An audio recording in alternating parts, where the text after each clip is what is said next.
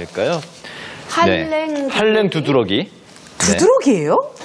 네, 이름이 그래요. 한랭 두드러기라는 이름을 붙이는 건데. 저는 한랭전선, 온난전선 배울 때는 한랭이란 말을 배웠는데. 중부전선도 잘 아시죠? 그렇죠. 네. 자, 이 한랭 두드러기는 찬 공기나 차가운 물질에 노출이 되거나 또는 추운 곳에서 따뜻한 곳으로 들어오면서 온도차가 심해질 때 우리 그때 몸이 간지러운데. 부으면서 간지러워지는 알레르기의 일종입니다. 원인은 명확히 밝혀지지는 않았지만 우리 몸이 체온 유지하는 그런 능력에 문제가 있거나 또는 피부가 너무 과민하게 반응해서 나타나는 것으로 알려져 있습니다. 네. 지금 방송 보시면서 혹시 내가 한랭 두드러기 아닌가 하고 생각하시는 분들은 간단히 테스트를 해보실 수도 있는데요. 지금 바로 냉동실에서 얼음을 하나 꺼내서 팔 안쪽에 한 5분 정도 올려두시면 됩니다. 네. 그 자리가 그 올려둔 모양대로 부풀어 오르고 가려우면 한랭 두드러기를 가지고 계신 겁니다. 네. 그렇구나. 한랭 두드러기, 뭐 추운 곳에서 따뜻한 곳으로 들어오면 생길 수도 있다고 하는데 그렇다고 이제 요새 날이 좀 쌀쌀해지고 있는데 바깥에 또 안 나갈 수도 없는 거잖아요. 말이에요. 네. 어떻게 안 해야 나갈 수 돼요? 없죠. 네. 갔다 와야 되고 또 그죠? 그렇죠. 집이니까 들어와야 되고. 이 두드러기를 유발하는 이런 급격한 온도 변화를 좀 피해야 되고요. 증상이 심한 경우에는 이 가려움증을 억제하는 항히스타민제 약제를 드시는 게 도움이 됩니다. 그나마 이 한랭 두드러기는 시간이 지나면서 저절로 좋아지는 경우가 많아서 일반적으로 이 알레르기 질환이라고 하면서도 완치하는 개념은 아닙니다. 그냥 꾸준히 관리하시고 상태가 좀 좋아지면 좀 지나가시고 또 조금 심해지면 약제를 드시거나 이렇게 하시는 식으로 해결하시는 게 좋고요. 또 꾸준하게 보습해 주는 거 굉장히 도움이 됩니다. 네. 근데 보습이 중요하다는 말씀이 귀에 들어오는데 사실 아토피 피부염은 아이들 키우면서 하도 이제 관심들이 많으니까 계속 보습 이건 뭐 아기 뭐 엄청 발라주고 이거는 아는데 지루성 피부염은 오히려 계속 기름을 씻어내고 깨끗하게 관리하고 계속 씻고 해야 될 것 같거든요. 그것도 보습이 중요한가요? 맞습니다. 피부염 단계가 되면은 어떤 원인이든지 간에 그 피부 장벽이 손상이 되기 때문에 보습이 중요하거든요. 예, 두질환 역시 증상이 심해지면 가려움증을 억제하는 항히스타민제나 염증을 억제하는 스테로이드, 비스테로이드 연고를 쓰게 되는데요. 하지만 가장 좋은 대처는 평소에 건강한 생활 습관을 유지하면서 무너진 피부 장벽을 강화하는 것, 보습에 힘쓰는 것입니다. 네. 피부 건강을 위해서는 첫째도 보습, 둘째도 보습이 정말 뭐 중요하다는 말씀이네요. 네. 맞습니다. 그래서 백문이 불여일견이라고 제가 식빵 한 장으로 피부 보습의 효과와 중요성을 한눈에 보여드리도록 준비를 했습니다. 식빵으로 뭘 하시려고요, 선생님? 저는 점심 안 드셔서 갖고 나오셨잖아요. 식빵을 이렇게 준비를 했는데 여기 보습제를 이렇게 발라놨어요. 보습제? 이쪽에도 보습제를 발랐습니다. 제가 보습제를 이렇게 이런 거 있잖아요. 여러분 잘 아시는 거. 식빵에 저 좋은 보습제를. 식빵 앞뒤로 이걸 바르고 이 식빵을 구워보도록 하겠습니다. 아, 그래요? 자, 식빵을 토스터기에 집어. 이거 안 들어가. 뚜껑을 안 열었네요. 선생님 빵 구워보셨어요? 아유, 그럼요. 이거 무슨 소리예요. 식빵의 절반은 보습제를 바르고 나머지는 그냥 둔 상태에서 지금 빵을 한번 구워본다는 거죠? 맞습니다. 아, 그래도 선생님 그게 빵 굽는 건데 그 열선이 바로 옆에 있는 거잖아요. 그러면 구워지지. 까맣게 타죠. 아니, 지금 뭐 제가 하는 실험을 지금 의심하는 겁니까? 의심이 드네요. 아니, 근데 선생님, 그 식빵이라도 그 빵, 이 봉지 안에 다 똑같은 애들이 들어있는데 우리 가족끼리 해도 피부 상태가 다 각자 다르잖아요. 다르죠. 그렇죠. 그럼 보습제 그냥 아무나 막 써도 돼요? 아하, 그럴 수가 있죠. 그래서 이 피부에 문제가 생겼을 때는 일단 병원을 한번 오셔야 됩니다. 그래서 정확하게 진단을 받으신 다음에 나한테 맞는 보습제를 처방받는 게 중요해요. 자, 제가 팁을 하나 알려드리면 요거 굉장히 중요한 팁이에요. 이 병원에서 처방을 받아서 실비보험을 적용할 경우 보습제를 저렴하게 구매할 수도 있습니다. 와. 아니, 피부과를 다녀오면 피부에 바르는 연고, 약, 먹는 약 이런 걸 처방받죠. 근데 아니, 보습제면은 거의 수분 크림, 수분 로션인데 그거를 어떻게 처방을 해요, 선생님? 화장품 같은데. 네, 맞습니다. 그 피부가 건강하신 분들은 사실 구하기 쉬운 보습제를 용량 많고 저렴한 것을 구해서 듬뿍듬뿍 바르시면 충분한데요. 네. 피부 질환이 있는 경우에는 내 피부 상태에 도움을 주되 또 안전한 성분으로 된 맞춤형 보습제를 사용해야 합니다. 이렇게 병원 처방이 있어야 구입할 수 있는 보습제는 보통 MD라고 밖에 적혀 있는 경우가 많은데요. MD. 네, 메디칼 디바이스의 약자, 즉 그 의료기기라는 뜻입니다. 하지만 이제 처방을 받았다고 무조건 저렴하게 구입하실 수 있는 것은 아니고 내가 그 가입한 실비보험에 해당 항목이 적용이 될 경우에만 저렴하게 구입하실 수 있습니다. 정말 좋은 정보네요. 야, 이런 와중에 빵이 지금 뻥이 나왔어요. 어머 막 연기가 나요. 빵을 너무 잘 구워졌나 봐. 보이세요? 어머. 수분 크림이 발라진 쪽은 하얗고 안 탔죠? 네. 수분 크림이 안 바른 쪽은 탔습니다. 와. 너무 신기하다. 여러분도 한번 보세요. 와. 화면으로만 보시지 마시고 아우 세상에나. 그러니까 보습크림을 안 바르고 예를 들어서 우리가 햇빛을 받았을 때는 그 옆에 구워진 것처럼 이제 요렇게 직접적으로 이렇게 열의 되는 영향을 거죠. 받는 거고 네. 보습크림을 발랐을 때는 이게 장벽이 되어준다는 얘기인 거잖아요. 그렇습니다. 그럼 우리가 계속 그 촉촉한 피부를 유지하기 위해서라도 보습제를 듬뿍 발라주는 게 좋겠네요. 그렇게 당연한 하면 되는 말씀이죠. 건가요? 보습제 중요하죠. 하지만 그 전에 네. 우리가 매일매일 반복하는 생활 습관 중에 가려움증을 부르는 행동을 바로잡는 게 먼저입니다. 바로 이런 행동들이죠. 뭐죠? 뽀득뽀득, 뽀송뽀송, 뜨끈뜨끈, 빡빡. 이거 우리 뽀득뽀득해질 여자들은 때까지 씻기. 이해할 것 같은데 이게 살이 뽀덕뽀덕 뽀송뽀송 이게 빡빡 물기 제거하기. 예. 네, 물기 제거하고 이게- 때도 빡빡 밀고. 네. 그렇죠? 예.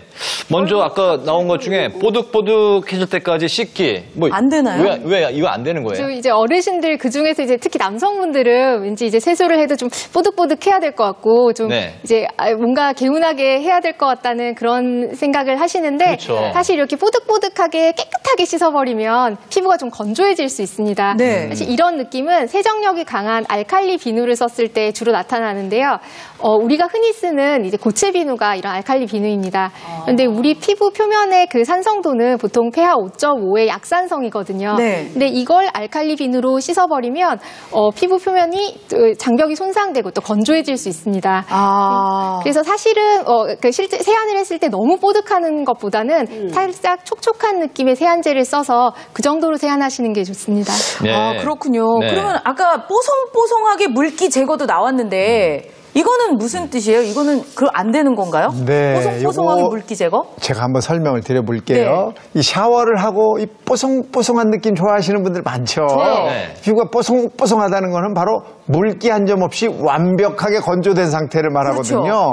이 샤워를 하고 물기를 대량만 제거한 상태에서 이 촉촉한 상태에서 보습제를 듬뿍 발라주셔야 되는데 그게 아니라 다 마른 다음에 하시면 안 된단 말이죠. 아, 진짜요? 그래서 이 보습제를 방에 두지 마시고 욕실에 두시고 조금 습기가 차 있는 이런 공간에서 발라주시는 것이 좋은 방법이다 이겁니다. 오. 야, 그런 거였군요. 네. 자, 이번에는 또 키워드가 아까 빡빡 있었거든요. 빡빡 키워드는 무슨 이야기인가요? 역시 홍윤 선생님 말씀하신 대로 얼굴도 밀어요, 각질도. 아이고. 저게 뽀득뽀득. 사실 우리가 때를 민다고 표현을 해서 그렇지 각질을 제거하는 거거든요. 이거는 훨씬 좋을 것 같은데 왜냐면은 딱 하고 나면은 보들보들하거든요.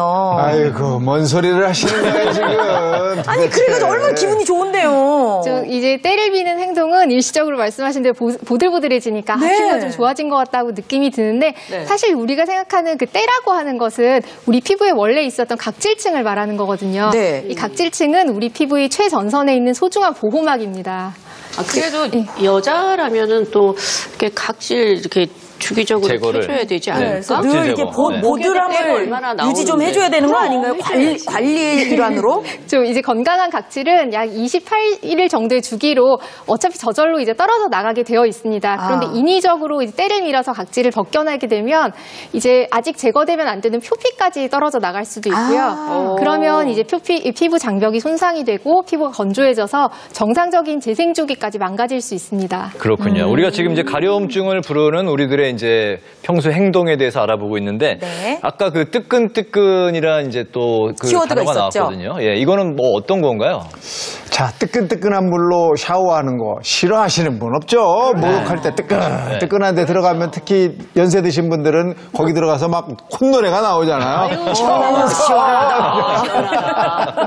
겨울엔 특히 더하죠. 그런데 이 뜨거운 물은 이 피부 보호 장벽을 이루는 지질이나 천연 보습인자를 다 씻겨 나가게 하고 네. 피부를 아주 건조하게 만듭니다. 씻을 때는 개운하고 좋지만 물기를 닦고 나면 가려움증이 나타나기가 아주 쉽거든요. 그래서 샤워는 미지근한 물로 10분을 넘기지 마시고 이제는 이제 추워져서 땀 또 피지 분비량이 많지가 않기 때문에 일주일에 한 3회 정도만 하시는 것이 적당합니다. 네, 네. 근데 우리가 이제 추워지는 계절을 이제 앞두고 있으니까 뜨끈뜨끈이라는 이 키워드를 보니까 저는 또 이제 약간 신경이 쓰이는 게 날이 추워지면 이제 바닥도 좀 떼고 그렇죠? 맞아. 네, 그리고 전기담요 또 공기도 깨끗이 해야 따뜻하게 되고. 하고 잘 때도 네, 씻어야죠. 전기담요, 뭐 온수 매트 이렇게 아주 뜨끈뜨끈하게 하고 살거든요. 그거는 씻는 게 아니니까 괜찮은 거 아닌가요? 근데 그렇게 따뜻하게 하면서 환기는 또 안 하시죠. 이렇게. 환기. 예, 그렇죠. 이제 피부가 이렇게 건조해지는 그게 만드는 대표적인 환경 요인이 이제 건조한 공기, 낮은 습도입니다. 네. 그래서 우리가 보통 실내에서 쾌적하다고 느끼는 그 습도가 보통 50%에서 60% 정도인데요. 이게 40% 이하가 되면 피부 건조는 물론이고 안구 건조증이나 호흡기 질환 같은 것까지 나타날 수가 있거든요. 우리가 뭐 습도계를 가지고 있지 않더라도 느꼈을 때 피부가 좀 당기는 것 같다. 그리고 눈이 좀 이제 약간 거친 느낌이 있다. 그리고 목이 좀 건조하거나? 칼칼하다. 예, 건조하다. 네, 뻑뻑하거나? 그런 증상이 있으면 그거 많이 피부 환경 자체가 건조한 겁니다. 네. 건조한 거를 이제 좀 그 예방하기 위해서 집에 이제 가습기가 있는데 그렇다고 집안 곳곳에 모든 방마다 다 가습기를 두기는 좀 이제 현실적으로 좀 쉽지 않잖아요. 그래서 그 수건 같은 거 네. 젖은 수건을 좀 이렇게 잘 때 머리맡에 두는 머리맡에. 거는 괜찮은 거죠. 머리맡에 두는 게 아니라 좀 걸어둬야죠. 걸어두는 사실은. 물론 뭐 머리맡에 네. 물 한 사발 떠두시는 분들도 좀 있고 네. 젖은 수건 걸어놓는 거 이런 것도 다 도움이 될 수도 있습니다. 하지만 가습 효과를 배로 올려줄 수 있는 좋은 방법을 제가 오늘 하나 알려드리겠습니다. 네. 키친타올로 요 키친타월 하나만 있으면 청소할 걱정도 필요 없는 네. 일회용 가습기를 만들 수가 있습니다. 와, 그러면 우리 바로 집에서 네, 가습기 관리하는 거 되게 여자들 신경 아우, 쓰이거든요. 그거 진짜 힘들어요, 가습기 근데 저렇게 구석구석. 일회용이면 청소 신경 안 쓰고 그러게 아주 말이에요. 좋은데요? 네. 네. 그럼 좋아 키친타올로 보이죠? 예, 바로 가습기 만들어 주실까요? 금방 만듭니다, 이거. 와. 제가 이 도사입니다, 도사. 자, 이렇게 젓가락 2개, 네. 그다음에 이렇게 물이 담길 수 있는 이런 그 그릇 하나, 그다음에 거기에 물을 이렇게 좀 담아 놓고요. 네. 거기에 젓가락을 이렇게 걸칩니다. 이 젓가락이 아니어도 뭐 여러 가지가 있을 수 있겠죠. 네. 거기에 이 키친타올을 살짝 이렇게 물에 잠기게끔 양쪽을 싹 살짝 닿았네요. 잠기게 빨아들이고 이렇게 있어요, 넣어놓는 지금. 거죠. 이러면 완성입니다. 와. 바로 이 물이 휴지를 타고 살살살 올라오면서 네. 젖었다 말랐다를 반복하면서 우리 방 안에 습기를 만드는 원리입니다. 이게 사실 직접 습기를 또 뿜는 게 아니잖아요. 그렇죠. 그래서 밤에 잘 때 머리맡에 하나씩 두면은 정말 좋을 것 같아요. 이거 집에 가자마자 바로 이제 네. 하기 시작해야 될 것 같아요. 키친타올만 있으면 되니까. 네. 그럼 이제 피부도 촉촉하고 이제 공기도 촉촉하게 했으니까 이제 그러면은 피부 간지럼증은 이제 걱정 안 해도 되는 건가요? 네, 그러게 말이에요. 그런데 이렇게 피부가 촉촉해졌어도 계속 간지러운 경우가 있어요. 이렇게까지 했는데. 그렇죠. 왜요? 이런 가려움증이 3개월 이상 이유 없이 계속된다면 우리 몸속 어딘가에 병이 났다는 신호일 수가 있습니다. 이거는 그러니까- 다른 사인이네요. 네, 몸속에 있는 그 병 때문에 피부가 가려울 수도 있다는 말씀이신데 네. 그래서 이유 없이 가려울 때 의심해 볼 수 있는 병에 대해서 그 증상을 한번 저희가 알아보겠습니다. 먼저 잦은 소변, 발저림은 어떤 건지요? 뭘까요? 네. 이게 당뇨를 의심해 볼 수 있는 거예요, 선생님? 그래요? 그렇죠. 이 당뇨 환자의 절반 이상이 전신적인 가려움증을 호소를 하게 되거든요. 이 혈액 속에 당이 계속 높은 상태가 지속이 되면 우리 몸속의 면역력이 떨어지면서 온갖 피부 감염증이 생길 수가 있습니다. 아주 대표적인 게 무좀이에요. 그러니까 그 당뇨 있으신 분들이 발이 또 건조하다고 그걸로 맞아요. 고생하시는 분들이 꽤 있으신 것 같더라고요. 네. 그게 다 연관이 있나 봐요. 그렇습니다. 이 또 당뇨가 오래 지속이 되면 이 모세혈관과 말초신경이 손상이 돼서 혈액순환이 잘 안 됩니다. 손발 끝까지 잘 혈액이 안 가는 거죠. 그러면서 신체 말단이 건조해지고 이 작은 자극에도 쉽게 가려움을 느끼게 되는데요. 잦은 소변이나 발저림 이외에도 갈증, 피로감, 시야장애 등의 증상이 동반이 돼서 나타날 수가 있겠습니다. 네. 이런 이야기를 할 때 꼭 그 당뇨 이야기가 나오는 걸 보면은 그 만병의 원인인 것 같다는 생각이 또 들기도 그러네요. 하고 이제 당뇨 관리는 정말 열심히 해야 되겠다 이런 네네. 생각도 듭니다. 자, 네. 그럼 다음을 볼까요? 네, 다음은 빈혈, 구토, 네.